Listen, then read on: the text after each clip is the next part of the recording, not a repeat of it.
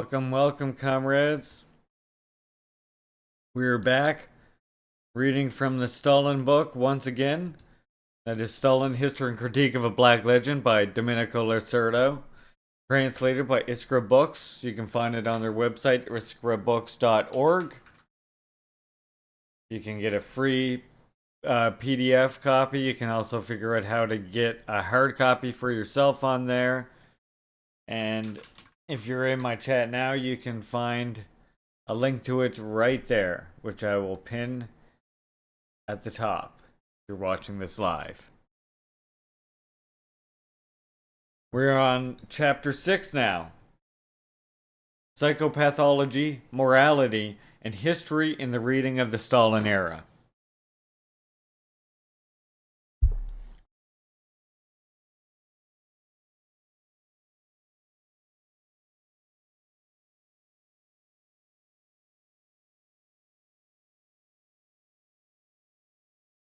Geopolitics, terror, and Stalin's paranoia, quote unquote.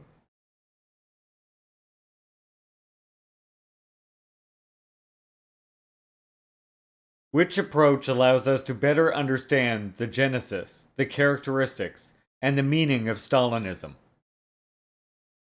According to Ardent, the obsession with the objective enemy drove Stalin's totalitarianism, as well as Hitler's, to seek out ever newer targets for its repressive machine. After, quote, the descendants of the former ruling classes, it was the turn of the kulaks, traitors within the party, the Volga Germans, etc. Funny coming from, or funny now that we know in context that the British, the French, the American leadership all wanted to subject the German population to various forms of torture or extermination after World War II, including mass castrations, all kinds of other stuff, as we learned in a previous chapter.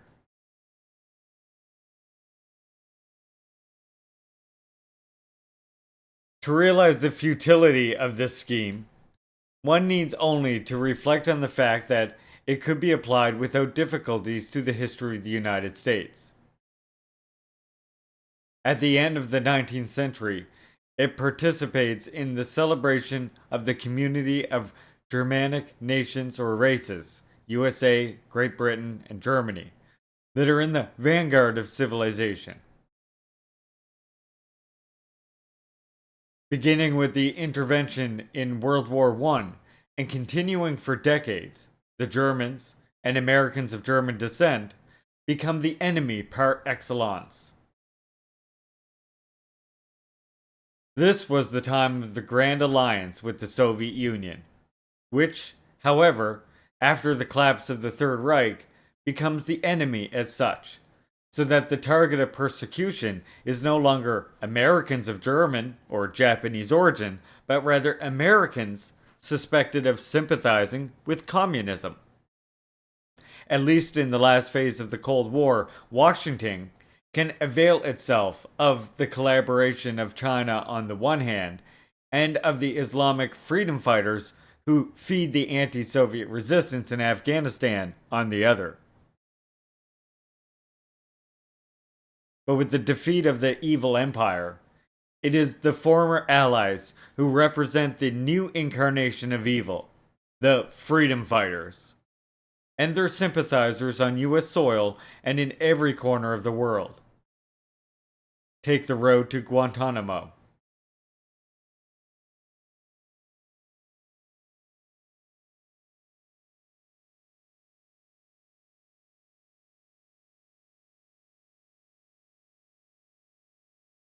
It is especially one detail that reveals the poverty of Ardent's scheme, which places on the account of the obsession with the objective enemy, quote unquote, the deportation of the Volga Germans during the Second World Conflict.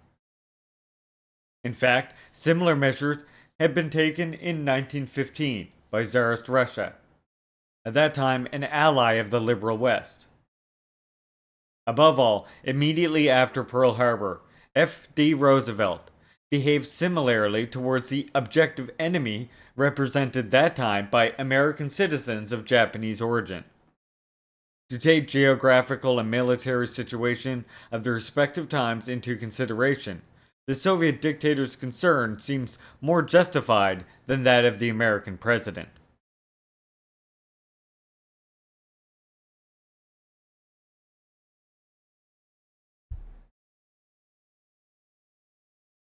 At times, Arden seems to notice the problematic character of the category she used.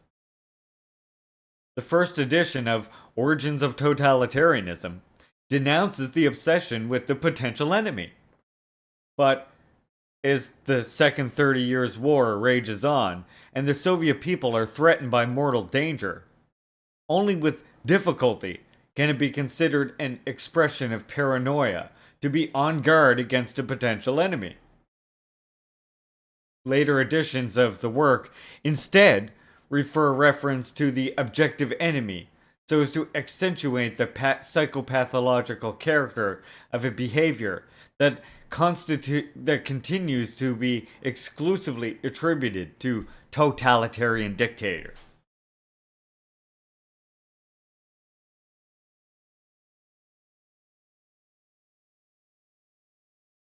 But this linguistic adjustment in no way modifies the terms of the problem.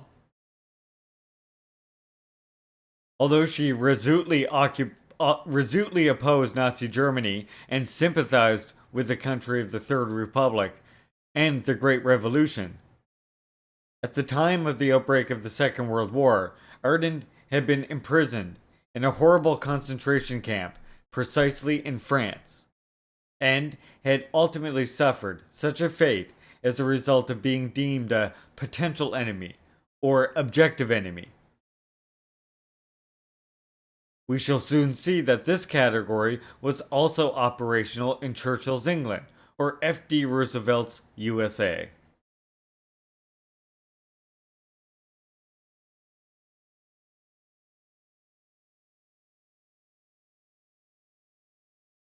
Unfortunately, Arden moved at a purely ideological level. Without even posing the problem of a comparative analysis of the politics being followed by the ruling groups of different countries in a situation of acute crisis. It is worth attempting to fill this gap. After the conclusion of the Second World War, Churchill drew up this balance sheet of the situation in his country on the eve of the gigantic clash. Quote, there were known to be 20,000 organized German Nazis in England at this time, and it would only have been in accord with their procedure in other friendly countries that the outbreak of war should be preceded by a sharp prelude of sabotage and murder. Unquote.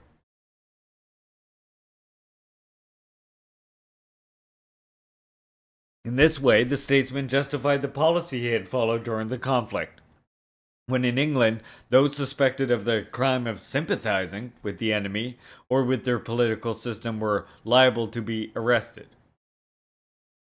Quote, sympathize was a catch-all word that permitted the government to detain without trial, indefinitely, members not only of fascist organizations, but of any group that the Home Security judged sympathetic to the Germans, including those who advocated negotiations with Hitler. Unquote.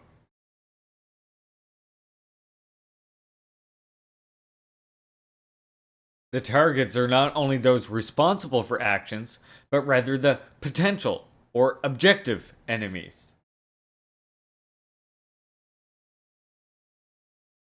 Protected by the Atlantic and Pacific, as well as by a powerful navy, the USA should not have felt particularly threatened.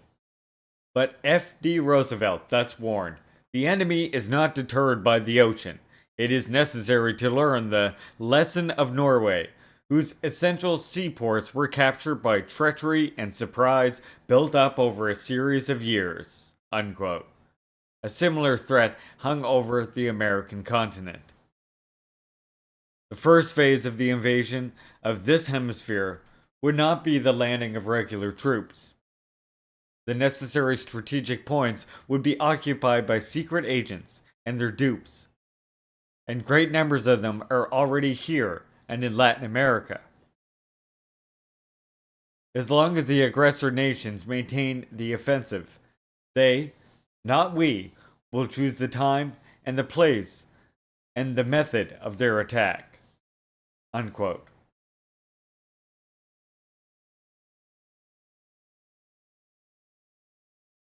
And that's not all. It is also necessary to confront the aggression enacted by secret spreading of poisonous propaganda by those who seek to destroy unity and promote discord. At this point, traitors or objective enemies already tend to be those who express opinions that are considered contrary to the national interests, and resistance becomes a task that must be carried out not only by the army, but by the entire country. Both must show unbroken solidity.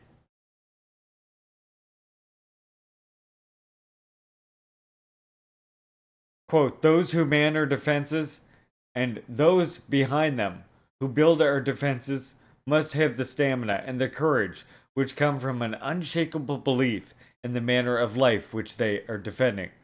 The mighty action that we are calling for cannot be based on disregard for all the things worth fighting for.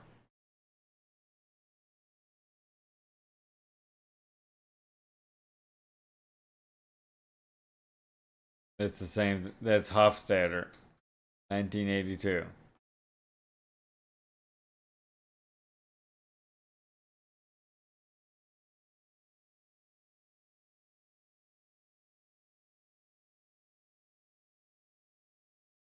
An omnipotent aggression, which also manifests itself on the political level, can only be liquidated by a total mobilization that ends up by affecting the political sphere as well. On the basis of these assumptions, there was a well orchestrated media campaign. When will Hitler invade the US? Asked one poster, with the image of Nazi paratroopers about to swoop down on defenseless American cities, which are also exposed. A second poster reiterates to an attack and landing from the sea.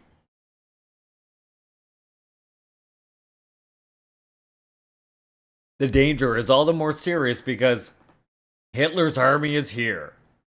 Thus, there is at least a third message, warning against the fifth column in the USA. The seriousness of this threat was brought to attention by films and books that were of great success.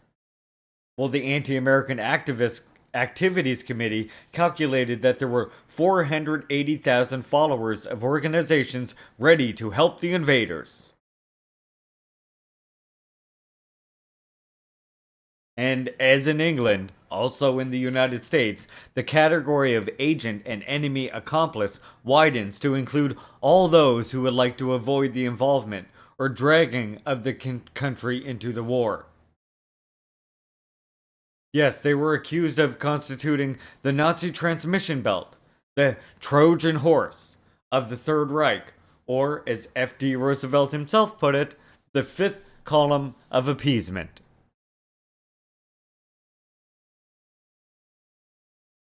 This last expression is particularly significant.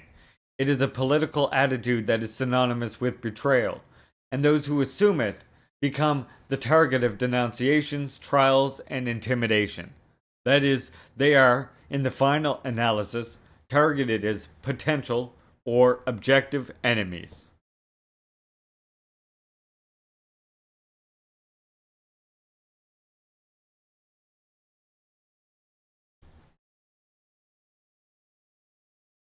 An atmosphere of fear and suspicion spread through the country, promptly used by the authorities to increase the FBI's powers. The president revealed to the press that pro-German elements had infiltrated the army and navy and organized or attempted sabotage operations in 40 or 50 factories in this country. Even a balanced intellectual like William L. Schur invited everyone to be prepared, with war just around the corner, to face sabotage by thousands of Nazi agents from coast to coast. The enemy's work is suspected or sensed everywhere. The Fifth Column had played a fundamental role in disrupting Belgium and France from the inside. Well, it was argued the Nazi termites were at work also in North American Republic, which risked suffering the same fate. Apparently, some attempts were being made by agents of the Third Reich to stir up and exploit labor discontent in factories and to interfere with munitions production for the Allies. According to the German Consul General, these acts of sabotage were actually industrial accidents ascribed to the Nazis by Roosevelt. It is not surprising then that little children sometimes become frightened by scare propaganda, tireless in announcing and painting in the most horrific colors the incipient eruption of Hitler's hordes.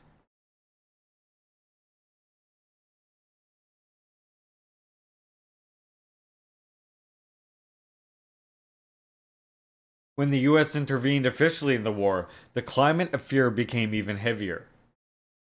It was an obsessive warning against spies, against nonchalant, loose lips. Watch your tongue.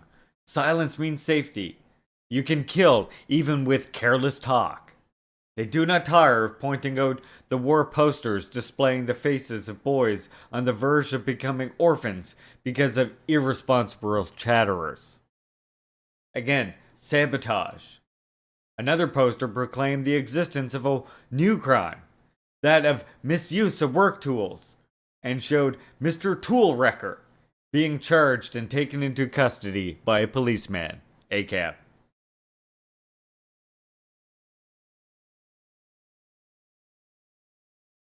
Of course, the reality of danger was intertwined with the clever manipulation of the real situation. The American historian I'm citing here concludes FDR well understood the value of national anxiety. FDR and its advocates at times crossed the line separating public concern from mass hysteria.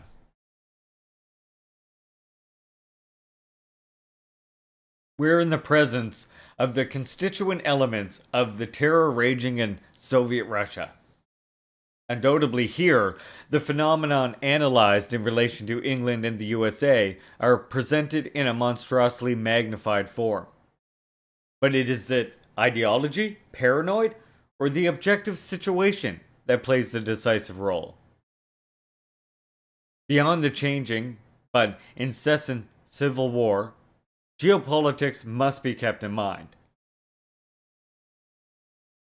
In April 1947, while the Cold War was already in the making, in a conversation with the Republican candidate Harold Straussen, Stalin stressed with a certain envy the extraordinarily favorable situation of the USA, protected by two oceans, and bordered to the north and south by Canada and Mexico. Two weak countries that certainly did not represent any threat.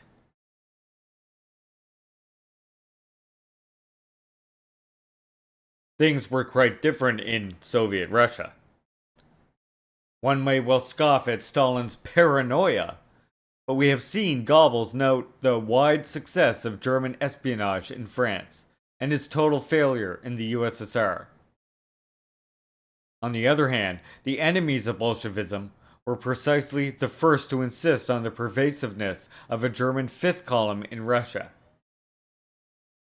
In Kerensky's eyes, as demonstrated by the capitulation of Brest-Litovsk and the signing of the treacherous separate peace, the protagonists of October 1917 were operating in the service of Wilhelm II, by whom they were massively financed and assisted. According to the Menshevik leader, the German secret services had already played a significant role in the peace agitation that had undermined the country's war effort. Similarly, Churchill stressed the weight of German gold that had played a role in the upheavals in Russia.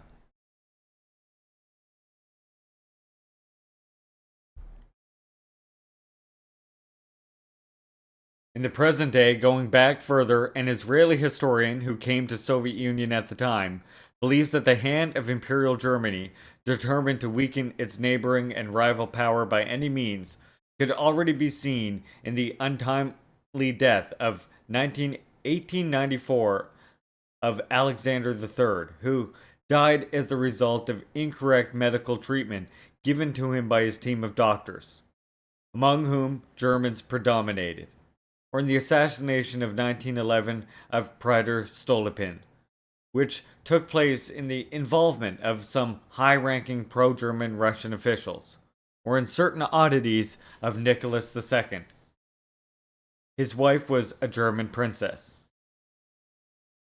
In any case, as far as the collapse of the Tsar's regime is concerned, one must not lose sight of the fact that the real German fifth column in the Russian court and army, and thus at the very summits of power, yes, in May 1915, Moscow was swept by anti-German pogroms, and yet the German ruling minority was still intact.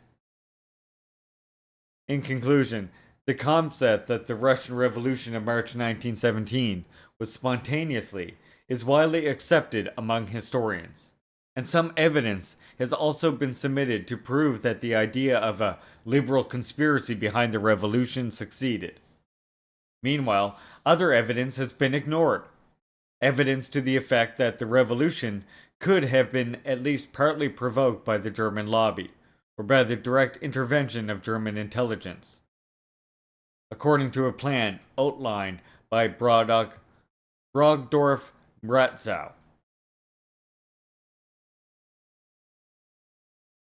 Is this a credible picture, or is it affected by the paranoia generally attributed to Stalin?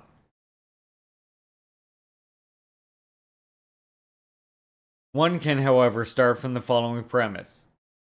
Even if it was weakened by it for some time, the defeat of the Second Reich does not negate the Secret Service's activity in Russia, where, on the other hand, the dissolution of the ancient regime coincided with the strengthening of the presence at every level of the great Western powers.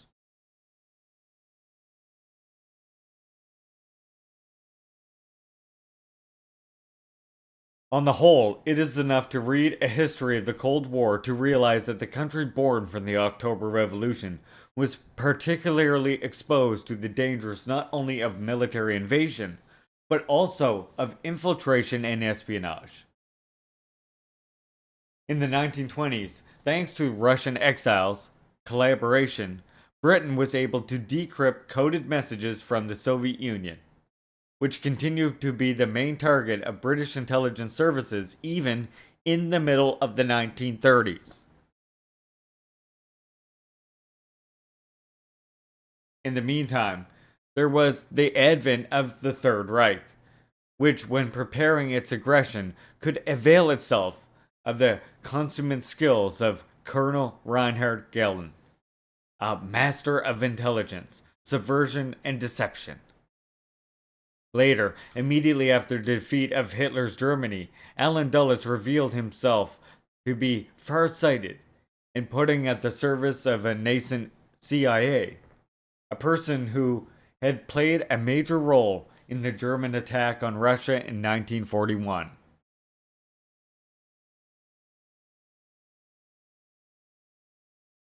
During the Cold War, in addition to espionage, Western intelligence activity included sabotage operations and sometimes support for insurgent movements.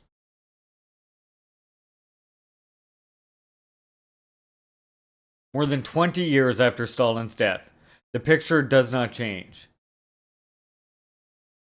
This can be deduced from the article in a prestigious U.S. newspaper. The author smugly reports, how a CIA campaign of computer sabotage, culminating in 1974 in a huge explosion in Siberia, all organized by a mild-mannered economist named Gus West, helped the United States win the Cold War. If we then keep in mind that the practice of sabotage also had a peculiar Russian tradition behind it, we can come to a conclusion. In order to understand what was happening in the Stalin years, rather than resorting to a single paranoid personality as a deus ex machina, it is better to follow the approach suggested by a distinguished witness who in Moscow of 1937 spoke of unquestionable acts of sabotage, and at the same time of a sabotage psychosis that arose from the reality.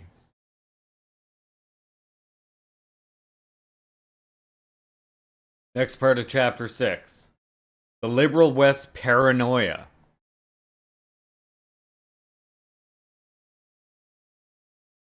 And yet, if Ardent limits herself to referring to the madness inherent in totalitarianism, whether Stalinist or Hitlerian, François Ferres goes even further. Revolutionaries must have something to hate. This is true for the Jacobins, but even more so for the Bolsheviks, and in an altogether special way for Stalin, the latter of whom felt it necessary to invoke the fight against saboteurs, enemies, imperialists, and their agents in order to support his fantastic goals. The French historian speaks of the revolutionary in general, but in reality he only targets Russia and France, and thus forgets to add that in addition to the Bolsheviks and Jacobins and Rousseau, the protagonists of the Puritan Revolution, as well as the abolitionist revolution that swept away the institutions of slavery first in England and then in the USA, were also often subjected to similar psychoanalytic treatment. And Fourier does not even take into account the fact that, in the eyes of the eminent American historian, the paranoid style profoundly characterizes the history of his country. The belief, well alive even in George Washington, in London's intention to enslave the colonists settled on the other side of the Atlantic is a central element of the American Revolution. Or counter-revolution. This is when, at the end of the 18th century, acute contradictions arise in the new ruling group, with Jefferson suspected of being an agent of France, and Hamilton, branded as a British agent. Similar dialectic manifests itself a few decades later, on the occasion of the crisis leading to the American Civil War, when the two opposing parties exchanged the accusation of having betrayed the legacy of the Founding Fathers.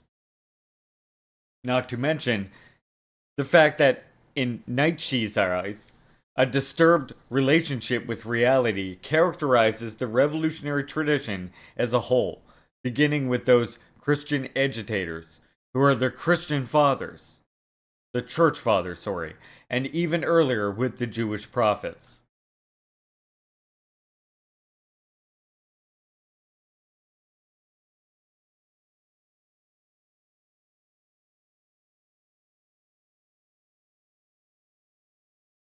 Is Stalin's personality characterized by particularly morbid traits?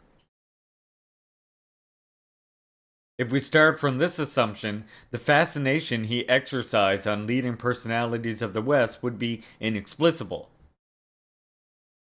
One fact, however, gives one pause for thought. Freud, who died in 1939, thought it opportune to make a psychoanalytic study not on Stalin, and indeed not even on Hitler,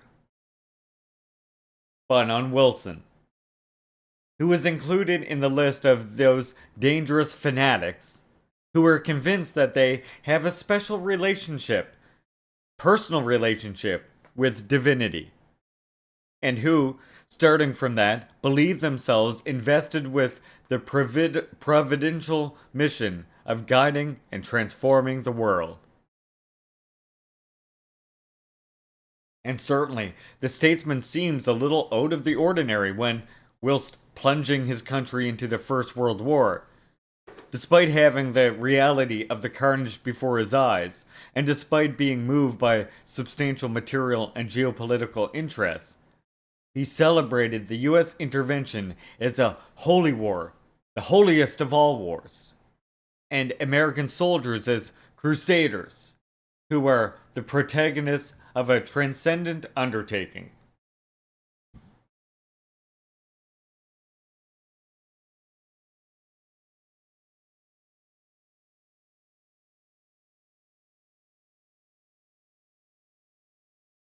But Fourier focuses on a psychopathological reading of the events that began in October 1917, and, above all, of the 30 years of Stalin's rule. Doesn't Stalin, like a true paranoiac, suspect dangers, ambushes, and plots everywhere? What should we say then about F.D. Roosevelt and his collaborators who, even though they could count on a political and geopolitical situation that was clearly more favorable, already in the months preceding the American intervention in the Second World War, were sounding the alarm, as we know, about the possibility of a German landing in the Middle East? America, branding anti-interventionism as synonymous with national treason, and warning against the industrial sabotage provoked by the enemy and against a fifth column of as many as 500,000 people. That is why Hitler accused the American president of having a stupid imagination and of being sick, the fantasy of a man with a sick brain. As we can see, the accusation of paranoia or madness is not new. It can be launched by the most unexpected characters and can hit the most diverse targets.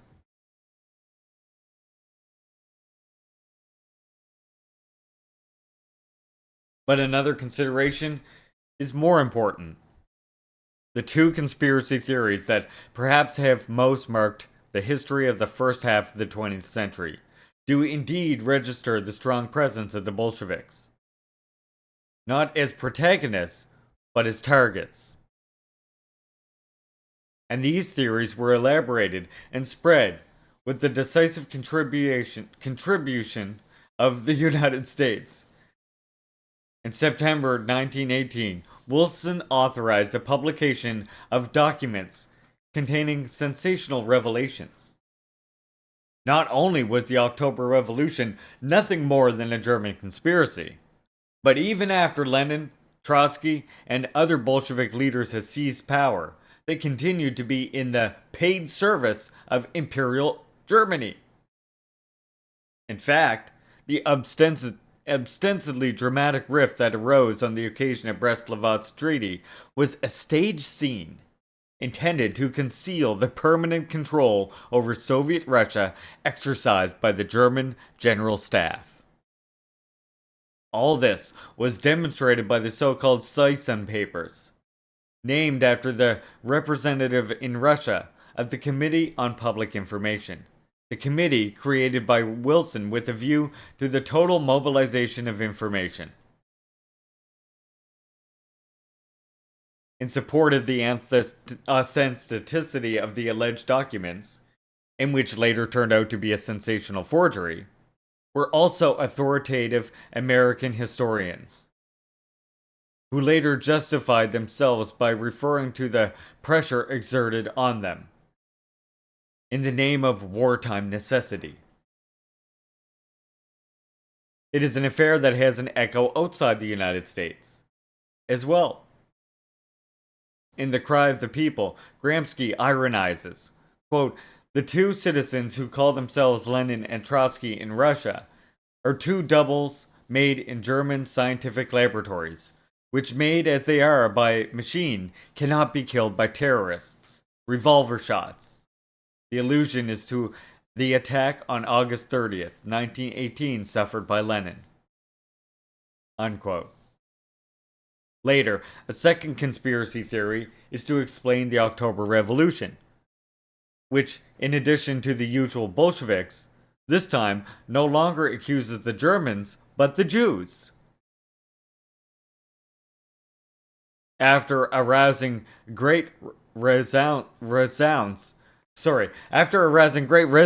in the US, the denunciation of the Judeo-Bolshevik menace, which spreads sedition throughout the world and threatens order and civilization as such, would later play a prominent role in the final solution, as we know.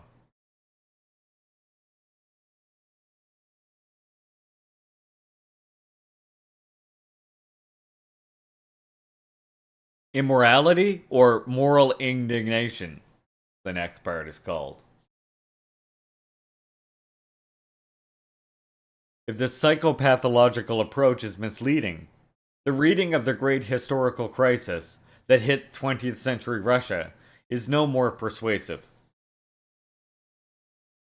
Accusing the Bolsheviks and Stalin in particular of having developed a worldview completely deaf to the reasons of morality and humanity.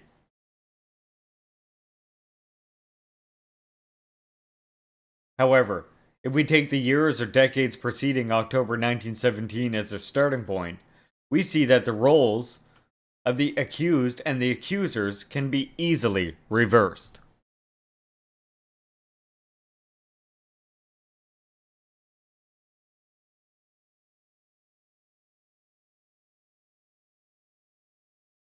It is the protagonists of the revolutionary movement who brand the world they intend to overthrow as responsible for the crimes attributed to them today. Does communism lead to genocide? In the years of the First World War, genocide was synonymous with the liberal, bourgeois society that was to be overthrown. As Stalin spoke of a terrible slaughter and of a mass extermination of the vital forces of the people, Bakurin spoke of a horrible corpse factory. Terrible and yet precise was Rosa Luxemburg's description of the mass extermination and genocide on the battlefields that became the tiresome and monotonous business of the day, while in the rear an atmosphere of ritual murder spreads. The fight against genocide, or rather against the triumph of genocide, is also called for by Karl Liebknecht, who also condemns the worship of brutal violence, the wreckage of all that is noble in man, and the spreading of moral barbarization.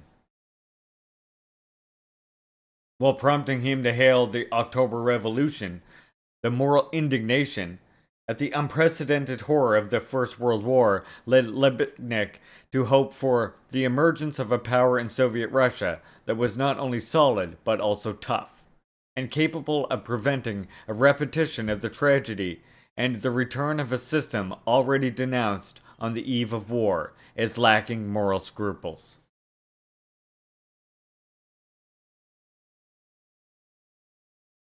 Finally, it is worth quoting Trotsky. The canine labor of the patriotic press Of the two opposing sides is irrefutable proofs of the moral decadence of bourgeois society.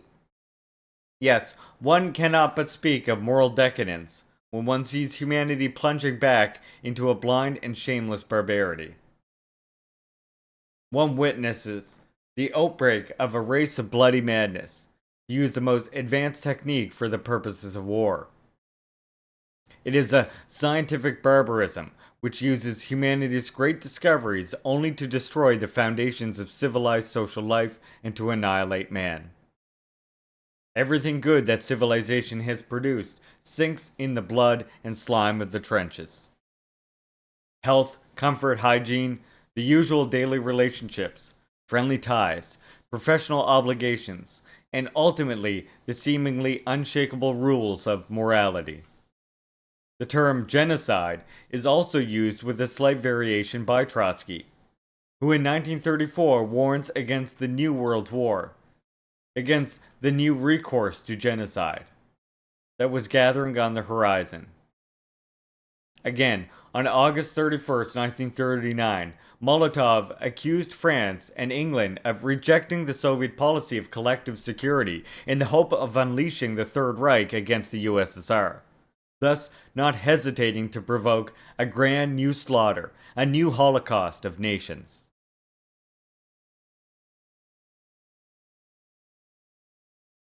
The denunciation of the horrors of war was clearly inspired by moral indignation. A leading American statesman, Theodore Roosevelt, took a very different attitude to this. At the turn of the 19th and 20th century, he proceeded to celebrate war as such in a vitalistic way, starting from the point of view that, in some way, wanted to be, one might say with Nietzsche, beyond good and evil. We read, "Every man who has in him any real power of joy in battle knows that he feels it when the wolf begins to rise in his heart. He does not then shrink from blood or sweat, or deem that they end the fight. He revels in suffering, in the toil, the danger, as if they adorned his triumph." These are motifs which, in a barely attenuated form, continue to resonate with Churchill, who, with reference to colonial expeditions, said, "War is a game that is played with a smile." The rage and carnage in Europe from August 1914 onwards does not affect this view. Quote, "War is the greatest game in universal history. We play for the highest stakes here. War constitutes the only meaning and purpose of our life." Unquote. With a shift from the celebration of war in a crudely vitalistic way to its transfiguration to a spiritualistic key, Max Weber hails the First World War as great and wonderful, while Benedetto Croce expects from it a regeneration of current social life, and with him numerous other exponents of liberal West of the time. Among them was Herbert Hoover, a senior member of the American administration and future president of the United States, who immediately after the armistice was signed attributed to the conflict that had just ended a function of the purification of men, and therefore a preparation for a new golden age. We were indeed proud that we had taken part in this rebirth of humanity. Kind of makes you fucking sick, doesn't it? Liberals. So there you go. Liberals were always that bloodthirsty. Lenin's political moral condemnation of the war instead continued. And together with it, he accuses the political social system that in his eyes had generated it. The moral pathos inspiring Lenin's analysis of capitalism and of colonialism in particular is evident. Here is how he described the Italian war in Libya. This, quote, typical colonial war of a civilized state of the 20th century. We see a civilized and constitutional nation proceeding in its work of civilization by means of bayonets, bullets, gallows, fire, rape, and even with butchery. In reality, it was a perfected civilized bloodbath, a massacre of Arabs with the help of the latest weapons. By way of punishment, about 3,000 Arabs were massacred. Whole families were plundered and massacred, women and children massacred in cold blood. Unquote. Lenin. The advent of the most advanced bourgeois republic in no way put an end to this horror. The French Republican troops exterminated African peoples with equal ferocity.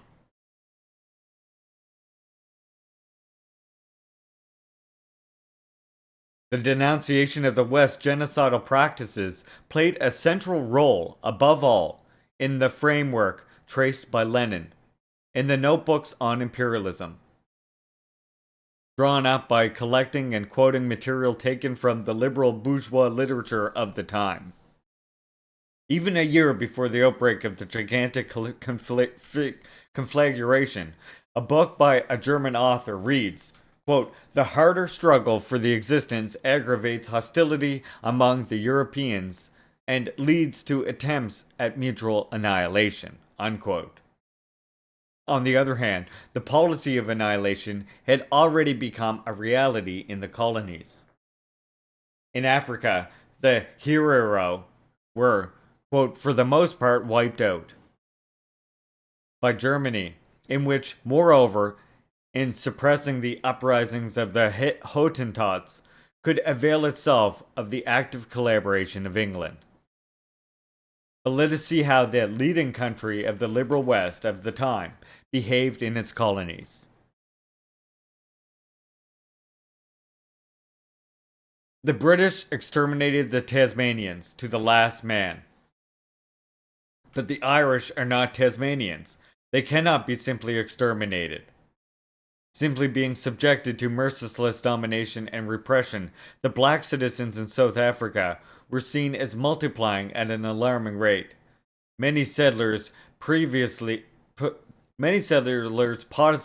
want an uprising in order to check the dangerous growth of the Kaffir population and deprive it of its rights and land ownership. Far from being cold and detached, these descriptions become charged with moral indignation in the passage from the bourgeois historians to Lenin, who noted, "Here are the results of colonial wars. Thanks to the expropriation and to the annihilation of the hero, the newcomers can rob the land and become landowners."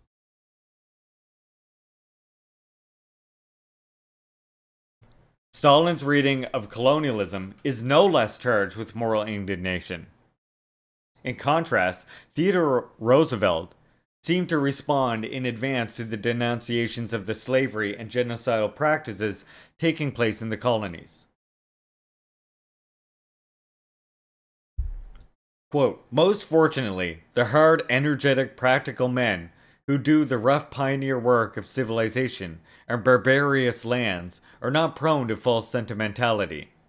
The sentimental humanitarians, who are moved by the fate of colonial peoples, are to be considered worse than the professional criminal class." In a similar way, some decades earlier, he had mocked the excellent philanthropist, troubled by the brutality or horror of the French conquest of Algeria. General Brigard, considered by Tocqueville as a model of incomparable energy and vigor in conducting the only kind of warfare that is feasible in Africa.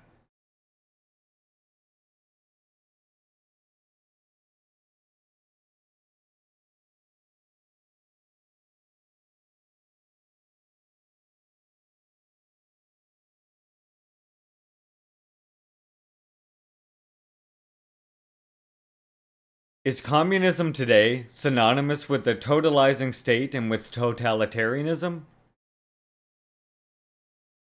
In the years of the First World War, it was the capitalist countries, including those of liberal orientation, that embodied all this.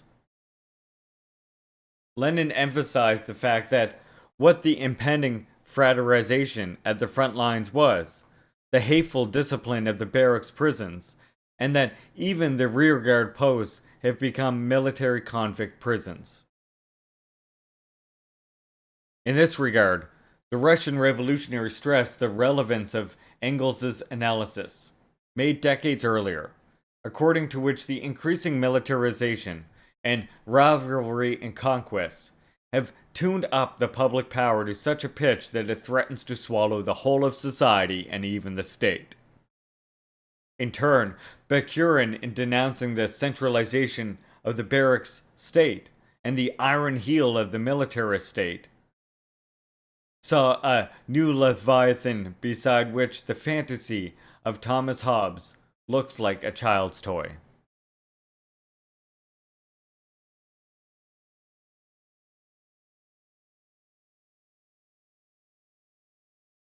It is a motif found also in Stalin, according to whom war ends up mutilating or destroying democracy, even where it seems to be most deeply rooted.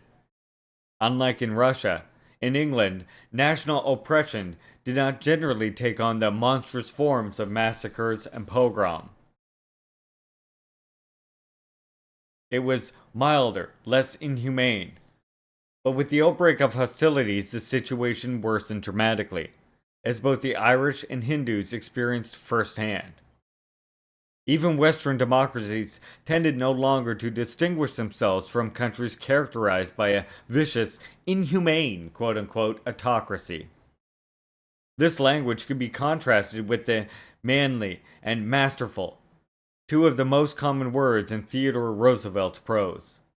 A prose that referred to an attitude once again beyond good and evil, and to a cult of the will, to power intolerant of moral limits.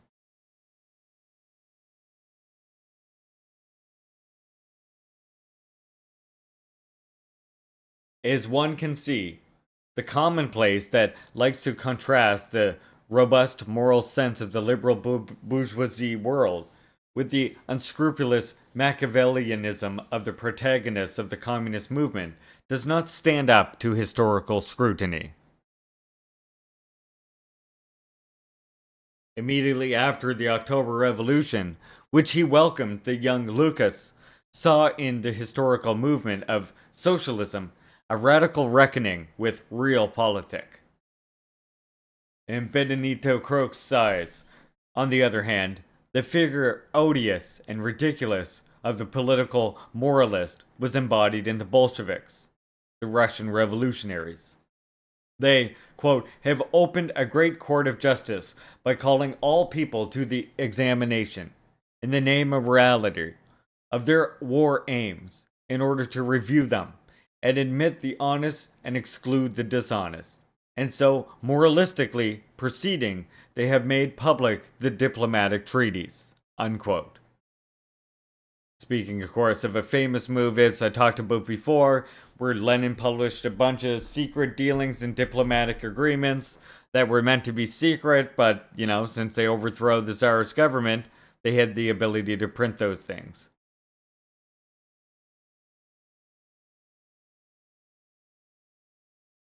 Branded as immoral for having planned the war in order to achieve territorial conquest. But, objects the liberal philosopher, is it absurd to want to pronounce moral judgment on states and treat politics as moral, whereas politics, here is the simple truth, is politics, just politics and nothing but politics. And its morally consists solely and entirely in being excellent politics. Therefore, it makes no sense to argue attributing rights to those who do not know how to conquer them or defend them, and limits and duties to those who, keeping their own mind and shedding their own blood, rightly recognize no limits and duties other than those that their own mind and their own strength advise and set them. Unquote. Croce sounds like a fucking jerk. It could be said that Stalin responded pertinently to Croce on 10th of March, my birthday, 1939. Let's go. At a moment when the dismemberment and tragedy of Czechoslovakia was taking place. Thanks to Munich and the complicity of the West, which, refusing to condemn and contain the will to power, and the vitality of the expansionist agenda of the Third Reich, merely strives to channel the aggression further east. Quote, it would be naive to preach morals to people who recognize no human morality. Politics is politics, as the old case-hardened bourgeois diplomats say. Unquote. Hell yeah. But let us concentrate on the First World War. It is worth rereading what Vilfredo Pareto said in 1920, before the conflagration, Workers, and especially socialists, quote unquote, said they were ready to prevent war with a general strike or even more radical means. Following such nice speeches came World War I. The general strike was nowhere to be seen. On the contrary, in the various parliaments, socialists approved war credits, or did not oppose them too much. So that the precept of the master, Marx, workers of the world unite, was implicitly transformed into the other. Workers of all countries kill one another. Unquote. Pareto, at least at this moment, a typical representative of the liberal bourgeois world, who does not hide his cynicism and his satisfaction at the bloody refutation suffered by socialist internationalism, seemed to have been answered in advance by Stalin, whose words resounded instead with moral indignation, and at the same time with hope, when the February Revolution had broken out.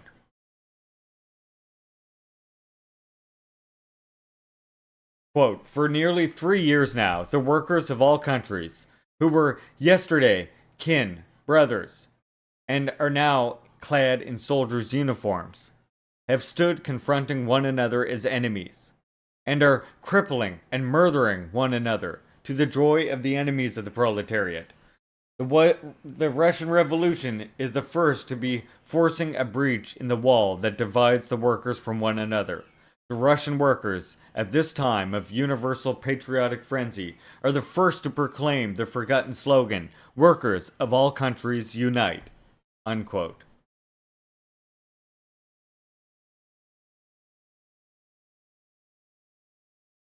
Stalin.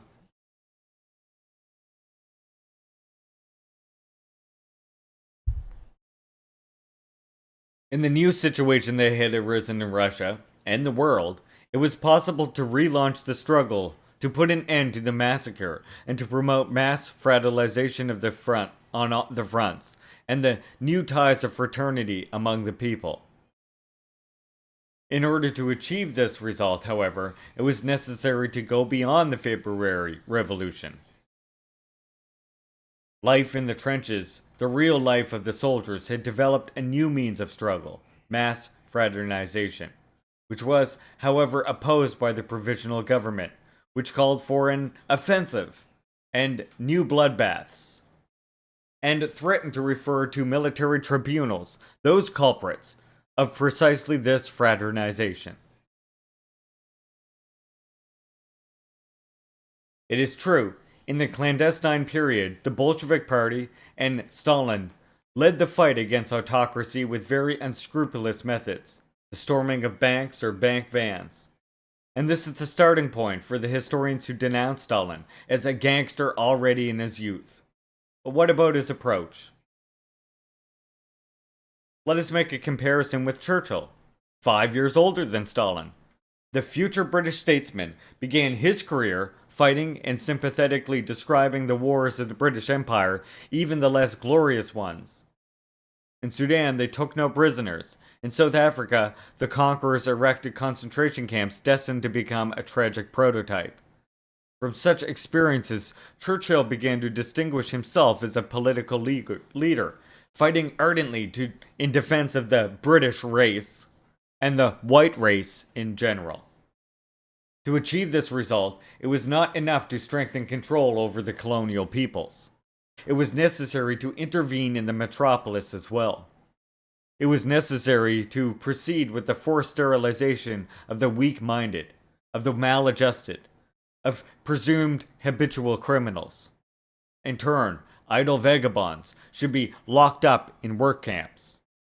Only in this way can a national and racial danger, which it is impossible to exaggerate, be properly dealt with.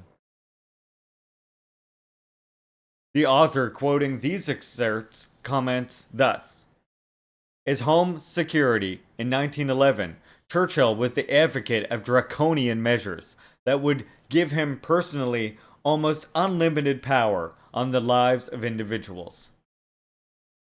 Are Churchill's beginnings really more edifying than Stalin's?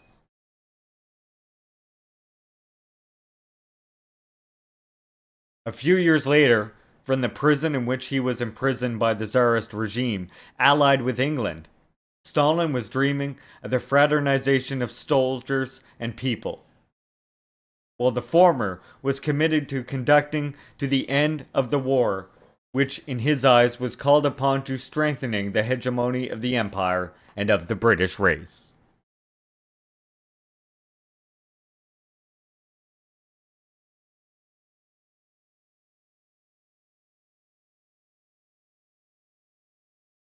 Ultimately, for a historian who interrupts their narrative with October 1917, it would be very difficult to identify the Bolshevik Party and in Stalin, the warring faction that ignores the reasons of morality.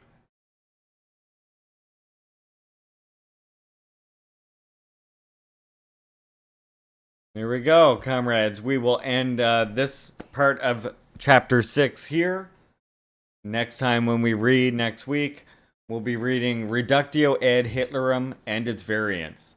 Thank you all for watching. If you're watching this on YouTube, please give this a like. Subscribe to the channel so you don't miss any more reads coming up in the future.